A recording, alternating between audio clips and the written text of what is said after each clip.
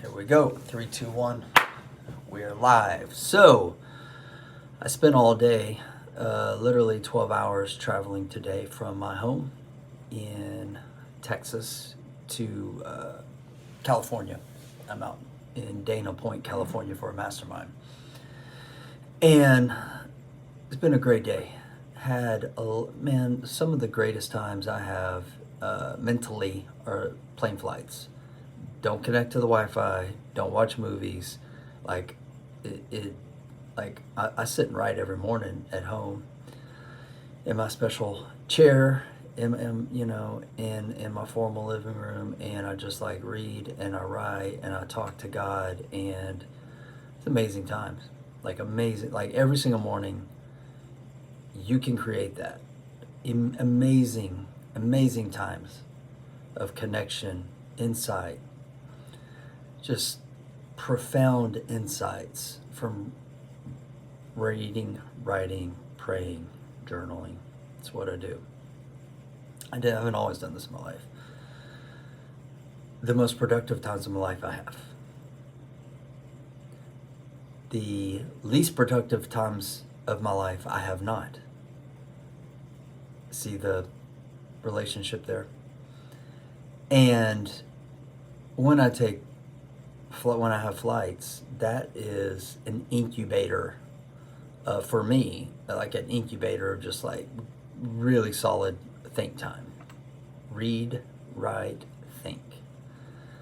Don't get the internet.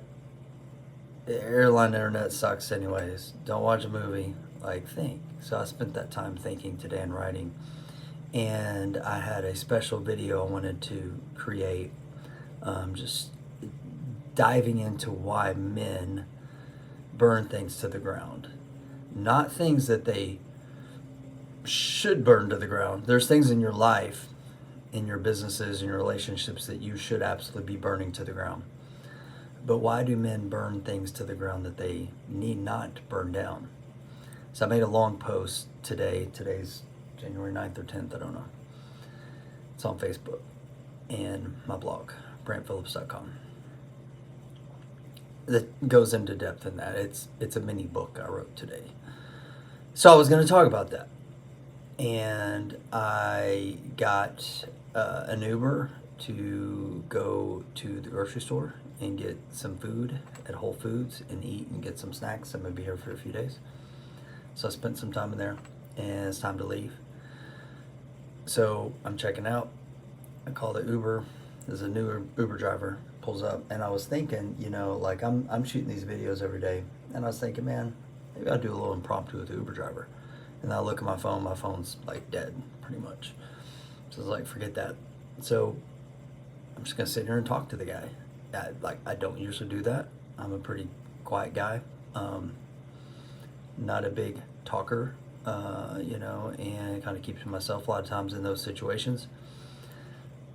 But me and the guy started talking, and I was thinking before I got into the car too, because I'm like, man, I've been traveling for 12 hours today essentially. Left my home at 6:30 this morning, at 6:15 here now, which I guess is like 14 hours, I think about it, and because of the time change. And so I'm like, dude, I gotta go get to this hotel. I gotta get on my computer. I gotta do some email stuff and do this stuff and do some work for an hour or two. And I'm kind of complaining up here. And then comes the Uber driver. So I start talking to this nice guy. I was going to say older gentleman, but I don't think he's that much older than me, which means I'm probably getting old. And we start talking. And, he told me he had a rough day.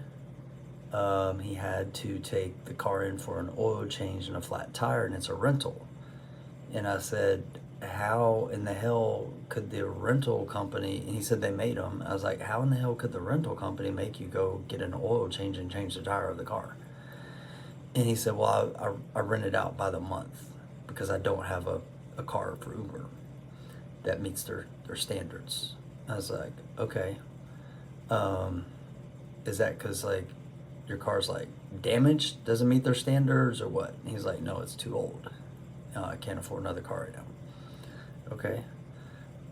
He's like, so I pay like $1,400 a month for a rental car. He's like, so as I've had it out for so long and they don't have any other cars, they said, I have to go do this. So I did it, and I wasted most of my day when I could have been driving, making money for Uber.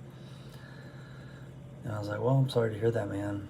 You know, how long you been, this little chit chat, how long you been Ubering, this and this and that. How do you like California, this and this and that. Because the more you talk to people, typically people tend to open up more. And he started to share with me that his restaurant, he owned a restaurant in Mexico. He is, I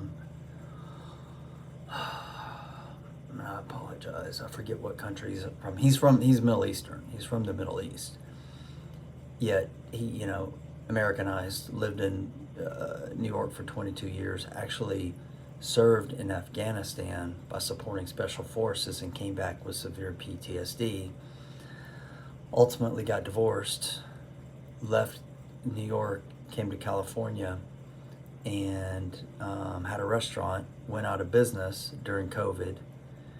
And so him and his wife moved just south of California, just south of the border to Mexico, so they can live, much, much cheaper. And he told me that he has been driving Uber since that time during COVID. He drives to California in Ubers 5 to 6 days a week, lives in his car, sleeps in his car, goes back to Mexico. It's about a 2 to 3 hour drive once a week, typically, to shower, wash his clothes, see his wife, and spend the night, get some rest, and then he comes back in Ubers for 5 to 6 days.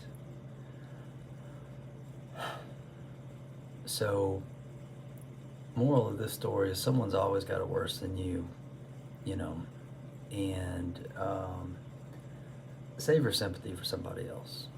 And I'm talking to myself right now. These messages, I'm always talking to myself in these messages, just so you know. Save your sympathy for somebody else. Really, there's always somebody there, and that's God's way of telling us gently, sometimes not so gently, that be looking out for your brother, your sister who's hurting, who's struggling, who needs some help. So we had some other conversations about parenting. Son hasn't spoken to him in 10 years because he divorced his wife. And, I was asking him how does he feel about that? Is he making efforts to, open up lines of communication? Because the father-son relationship is incredibly important. It's can be incredibly damaging for not only the father, but typically more so the son, but probably equally as damaging when those lines of communication are shut off. I went through that last year with my oldest son, and it hurt me greatly. He didn't want to talk to me. He didn't want anything to do with me, and it hurt. It was a pain that I had never felt and experienced. And looking back in hindsight,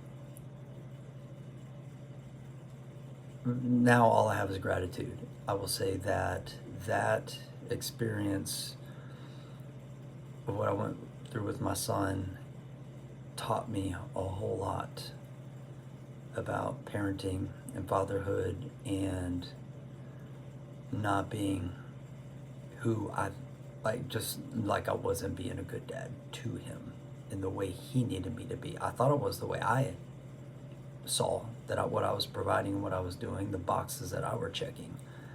But the thing was, those weren't the boxes that he wanted checked.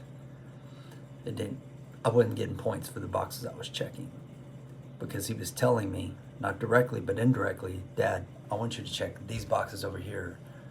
I don't give a damn about those boxes. And I kept checking these boxes. I'm like, look, son, this is what I do. This is what I provide. As your father, you respect me. You do this, you do that, you act this way, da da da da da. I don't care about those boxes, Dad. I just want unconditional love. I just want a little time and attention, a little unconditional love. See all those boxes, Dad? Don't care. This is what I want.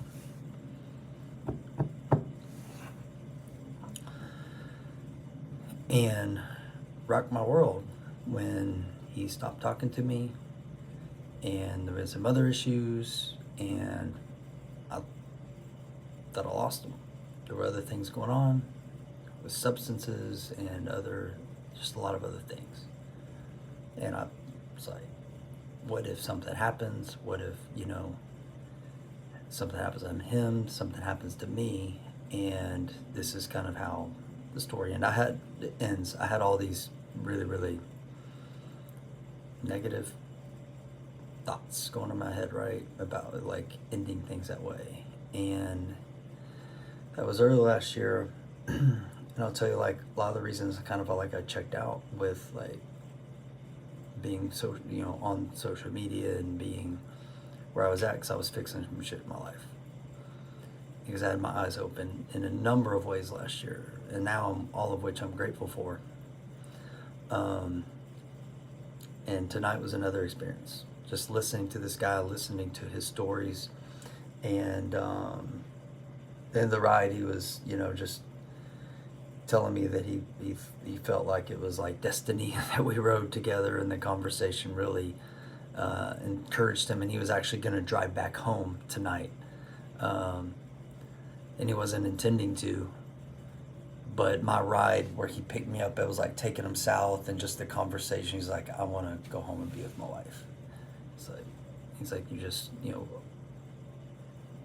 triggered some things or whatever he said too. He's like, I'm just going to go home, and man, it's destiny that we met. God works in mysterious ways. I said, yes, he does, my friend. Yes, he does. I rarely carry cash. I had some cash, gave him a $100 tip. Didn't tell him, left it there. So that's it, my friends. Save your sympathy for somebody else, because somebody else probably needs it a lot more than you do. Y'all take care.